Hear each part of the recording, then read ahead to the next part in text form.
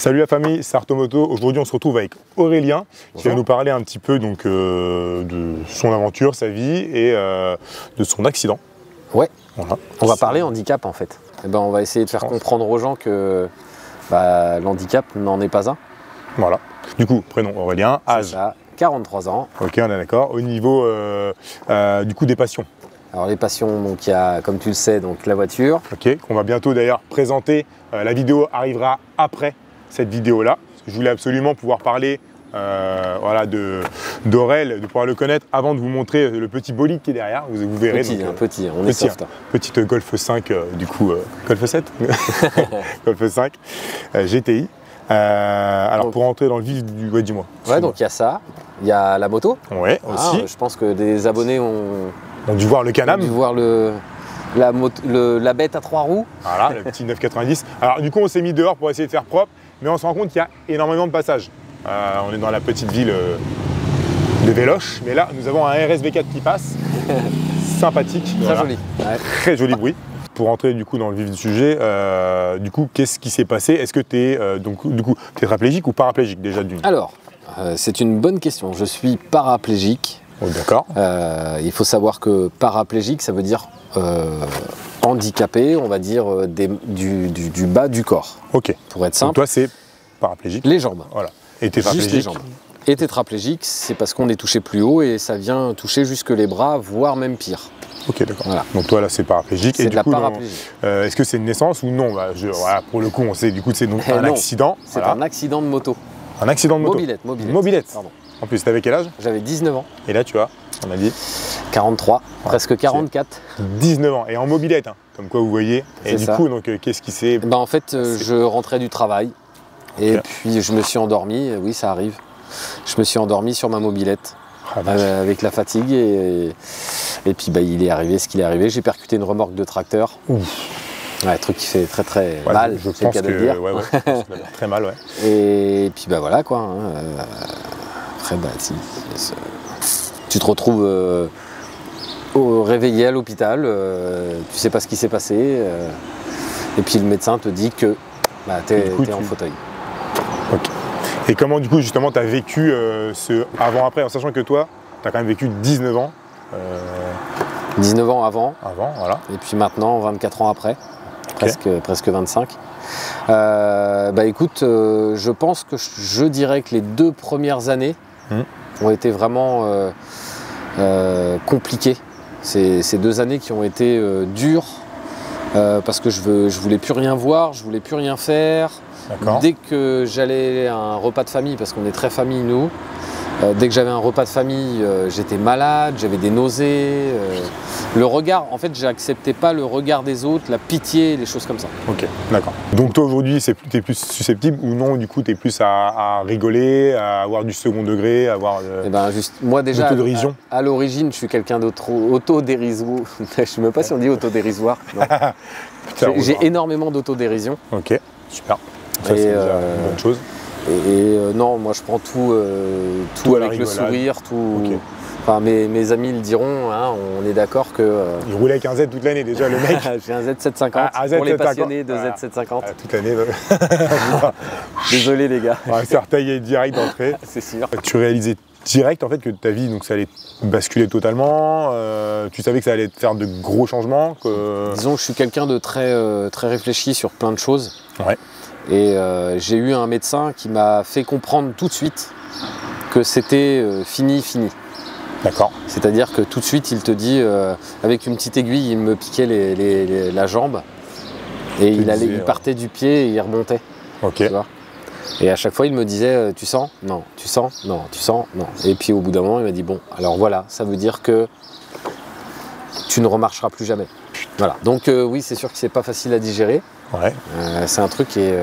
c'est pour ça que je disais les 2 ans ont été, je pense, ont été durs, très durs, vraiment. Tu as dû tout réhabituer, tout refaire, tout réapprendre aussi, non? En fait, il faut repartir de zéro. Donc ouais, tu reprends tout à zéro. Tu gardes quand même les bases d'avant, bien sûr. Ouais. Mais c'est un monde à part. Hein. Faut tout... Comme la vie, elle n'est pas du tout adaptée. Ouais. C'est à toi de t'adapter en fin de compte. D'accord. Donc tu vois, imaginons pour te déplacer, pour faire tu vois, les courses, aller au resto, les vacances, tout ça, du coup c'est... Déjà quand tu vas faire tes courses, tu dois te dire bon, qu'est-ce que je prends? Parce que je peux pas faire 36 tours. Ouais. Donc tu prends, moi je sais que je prends pas, chez nous il n'y a pas de caddie qui s'attache au fauteuil. Il y a des villes, tu as des caddies qui s'attachent au fauteuil. Ok, d'accord. Nous on n'a pas ça, donc moi je prends un sac, je le pose sur moi et c'est moi le propre caddie. D'accord. Et du coup tout ce qui est en hauteur, est-ce que justement là-dessus il y a la peine, est-ce que les gens viennent, enfin tu demandes? Oui, franchement écoute, ça va, les gens sont assez ouverts là-dessus. Okay. Ils vont venir tu leur demandes, excusez-moi, est-ce que vous pouvez attraper? Oui, bien sûr. Alors, ils te prennent le truc. Okay. C'est rare quand on te dit non. La plupart du temps, soit les gens ils passent à côté, ils te. Oh, c'est pas grave. Excusez-moi. Non. Bon, non, pas vu. Je vais attendre le prochain. Il n'y a personne qui passe dans le rayon pendant 10 minutes. C'est ça. Bon, moi, je reviendrai du coup. Donc non, ça, tu vois, il faut anticiper. Ok. Prévoir, anticiper. Les vacances, c'est pareil. Hein, il faut se dire, bah tiens, je vais partir au bord de la mer. Tu peux pas dire, allez, je pars à l'arrache. Oui, bah oui. Si, tu peux. Mais après, quand tu es sur place, c'est la roulette russe. Hein. Voilà, c'est ça, ok. Faut vraiment que tu gères ça. Comment ont réagi tes proches par rapport à ça? Je pense qu'il y a beaucoup de personnes dans ma famille qui ne l'ont pas accepté. D'accord. Parce qu'elles ont changé du tout au tout. Mon papa, à l'époque, lui, il a eu du mal à accepter les choses. Ma maman aussi, mais maintenant, elle suit le mouvement.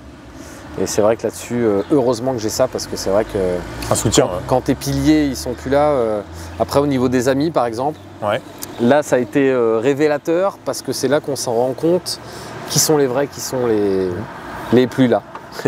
Parce que avant j'en avais quelques-uns qui étaient tout le temps là et du jour au lendemain, plus là du tout. Plus là du tout. Ouais, c'est un peu dommage quoi. Non, c'est bien. C'est bien parce que quelque part ça fait un tri. Oui, moi ça fait un tri, c'est ça. On sait qu'on peut compter sur ceux qui sont restés. Voilà. Moi je l'ai rencontré donc après. Et malgré qu'il roule en Z750, ça me dérange pas. Même il roule en Can-Am, bon, même si je me la traîne derrière eux quand on va faire une balade moto, voilà. C'est ça, ça me dérange pas. Du coup, chez toi, pareil, est-ce que tu as dû adapter non. Tout ce qui va être, parce que je n'ai pas besoin. Il y a des handicaps où tu es vraiment obligé d'avoir tout plein de sortes d'adaptations dans ton tout ce qui logement. va être à hauteur, machin peut-être. Plein de choses, comme ça. Là, toi, ça va? Moi, ça va. J'ai pas besoin. Okay. Même j'ai une baignoire à la maison. Je mets une planche dessus. On appelle ça une planche de transfert. Okay. Et puis d'ailleurs, ça s'appelle comme ça parce que je me transfère sur la planche, je descends dans la baignoire et je peux prendre ma douche, mon bain. Ok, parfait. Tu vois bon, Et dans la chambre, je vais dans mon lit comme une personne normale. Oui, alors là. Et pour monter dans ta voiture, du coup, je mettrai pareil un passage où tu montes. On peut faire un petit truc. Enfin, un petit passage, je sais, quand tu montes dans ta voiture. Avec le démontage du fauteuil, si tu veux. Et ben voilà, comme ça, sans que je sois là, tu vois, en gros, quand tu es tout seul, comment tu fais pour le mettre à côté de toi? Voilà, là, je suis là. Donc, va falloir suivre. C'est hyper rapide. Penses-tu que ta vie serait différente aujourd'hui si justement tu n'aurais pas eu l'accident? Ah oui, parce que déjà d'une, on ne serait pas en train de se parler, parce que je serais resté dans mon métier de boulanger-pâtissier à l'époque. Donc tu étais boulanger-pâtissier, tu vois. Et alors moi, je vous le dis, là, tout ce qui se dit là, je l'apprends, parce que j'étais au courant de rien. Tu n'es pas là en train de dire, pourquoi t'es en fauteuil, dis donc, machin. Je savais qu'il n'y a pas longtemps, il m'a dit accident de mobilette, parce qu'il y avait des gamins qui passaient devant la maison, qui roulaient comme des teuteux. Et j'ai su du coup que c'est un accident de mobilette, donc on leur a dit de se calmer. Ça les a un peu freinés d'ailleurs. Voilà, ça les a un peu freinés. Hein. On leur a dit, ça c'est pas un accident de moto ou machin, il est en mobilette, comme vous les gars. Donc ça les a un peu calmés devant la maison. Mais c'est vrai que j'apprends comme vous. Donc du coup, avant tu étais boulanger. C'est ça. J'étais boulanger-pâtissier. Ok. Eh oui. Non, t'auras pas de gâteau. Ah putain, ça se trouve, les mecs ils gèrent de fou, tu vois, et je suis là en train de manger des BN. Enfin bref, ça va pas mal. Là, c'est en projet pro et tout, donc du coup, tu aurais continué. J'aurais continué ce que je faisais. Ok. Parce que c'était ma passion, c'était ma vocation. Tu étais vraiment à fond dans Ah oui, bah oui. Ok. J'ai appris ça par le biais d'un de mes oncles qui m'a fait travailler un été, et puis depuis, t'as kiffé. Kiffé. Depuis mes 15 ans, j'ai pas arrêté. Du coup, là, on parlait de la boulangerie, mais aujourd'hui, qu'est-ce que du coup, tu as pu faire comme métier depuis tes 19 ans? Oh là là.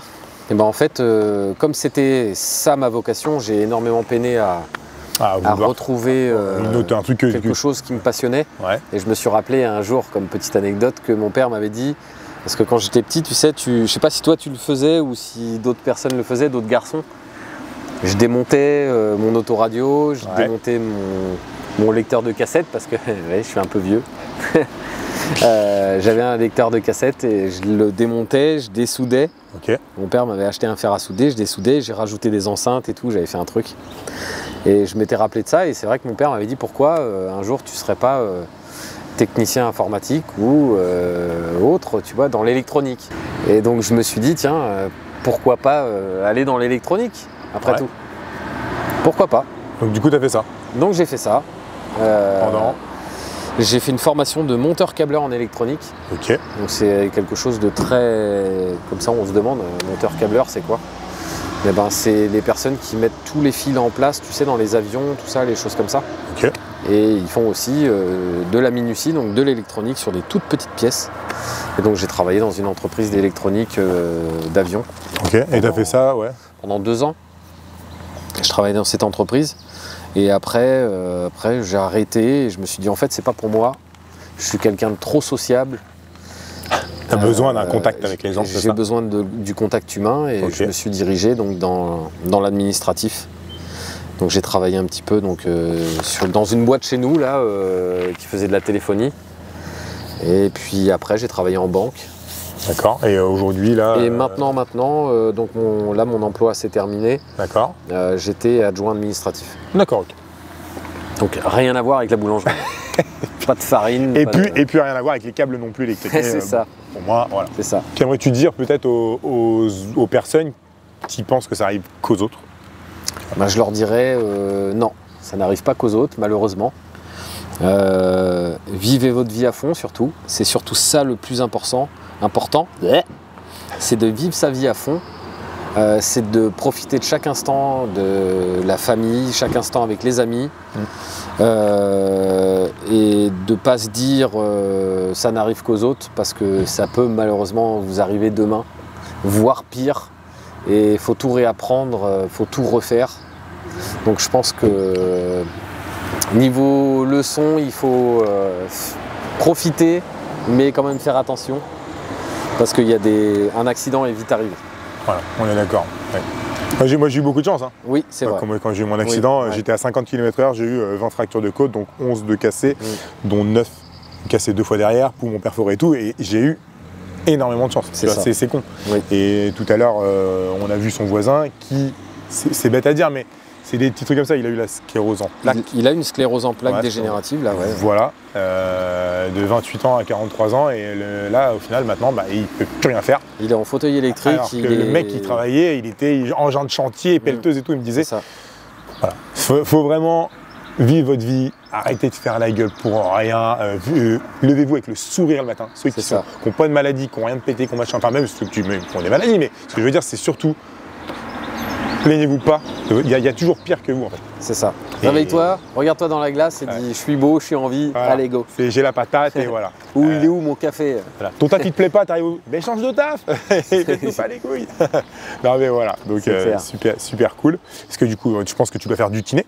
J'ai des séances de kiné là depuis 6 mois, presque 1 an maintenant. D'accord. C'est combien de fois par Alors moi, là, comme je suis en vacances prolongées en recherche d'emploi, je me suis octroyé 2 séances de kiné par semaine. Ok. Donc comme ça, il te mobilise les jambes, il te fait travailler les articulations et les muscles. D'accord. Et puis quand on a 5 minutes, on met mes orthèses de marche. Les gens, ça va pas leur parler du tout. On mettra pareil. On mettra une petite photo ou un truc. Tout au-dessus de vidéo, on va essayer de mettre un passage. Ouais, orthèse de marche pour pouvoir me verticaliser, donc me mettre debout pour récupérer la vision que vous avez vous. Ok. Qui me manque, hein, il faut dire les choses comme elles sont. C'est vrai que c'est quelque chose qui est naturel, donc ça date de monsieur, on va pas dire, voilà. Ouais. Et c'est quelque chose qu'il faut absolument parce que quelque part, alors il y a des médecins qui vont vous dire non c'est rien, restez assis toute votre vie, la kiné ça suffit. Et en fait non, ça ne suffit pas. Le fait de se mettre debout, de se verticaliser, vous appelez ça comme ça, et ben ça permet de faire circuler donc le sang dans les jambes plus que ça ne l'est, parce que ça circule toujours, elles ne sont pas mortes mes jambes. C'est juste que je ne peux plus les bouger. Et ça permet justement de faire circuler donc le sang de haut en bas dans les jambes et remettre, je crois que mon kiné m'a parlé de densité osseuse, de faire circuler tout un tas de choses dans les jambes pour que ça reste le plus solide possible, le plus longtemps possible. Et en parlant de ça, c'est qu'on va dire, mais au niveau des chaussures, du coup, est-ce que tu kiffes t'acheter des pompes? Ouais, moi je fais que ça, moi. J'en achète plein. Celle-là, c'est des vieilles. Je sais pas si tu vois, regarde, elles sont nickel. C'est neuf. C'est même pas. D'ailleurs, comment tu fais bon faut pas les user, quoi. Si tu veux, je les vends. Non, mais c'est vrai que non, j'adore les godasses. J'ai toujours aimé. Donc c'est un petit plaisir que je me fais de temps en temps quand je peux. Je m'achète une petite paire de Jordan par-ci, une petite paire par-là. Jordan. Voilà, Jordan. Petite pub pour moi. Merci. Je pense qu'on a fait un petit peu le tour des questions. Et si jamais il y a du monde. Si vous avez des questions, vous. N'hésitez pas à les mettre en commentaire. Par contre, ça serait vraiment cool et on va essayer d'y répondre à toutes les questions. Je lui dirai directement quand il y a des gens qui en posent, comme ça, il y a à voir sur YouTube et au moins vous pourrez dire, que ce soit sur YouTube, Insta ou TikTok d'ailleurs, je vais essayer de mettre la vidéo un peu partout. Et comme ça, si jamais vous avez des questions, n'hésitez pas, je pense que ça peut être pas mal. Parce qu'on a peut-être oublié certaines questions que certaines personnes se posent. Et surtout, vous avez en tête. Voilà, et n'hésitez vraiment pas à poser les questions, ça peut être des questions bêtes. Et comme tout à l'heure, quand j'ai demandé tétraplégique ou paraplégique, tout le monde, c'est con, mais je sais que c'est ça. Oui, mais on va avoir la question. Et sinon, ça marche en bas? Ça roule. À vous de la poser. Merci beaucoup, Aurélien. Avec plaisir, Jordan. Alors, on espère que le bruit des voitures ne vous aura pas trop perturbé. On a essayé de faire ça en extérieur, là, comme on a dit, pour essayer de faire ça au plus naturel possible. Plus joli, voilà. Et puis du coup, on va aller faire l'essai de la petite voiture à Aurel derrière. Et puis j'espère qu'aussi cette vidéo-là vous plaira. Voilà. Donc n'hésitez pas, comme on vous a dit, des commentaires, des likes, partagez cette petite vidéo et vous nous dites ce que vous en pensez. Voilà. Et puis vous mettez un petit pouce pour donner de la force à Jordan. Et voilà. Et moi je vous dis à la prochaine. Allez, ciao la famille. Ciao.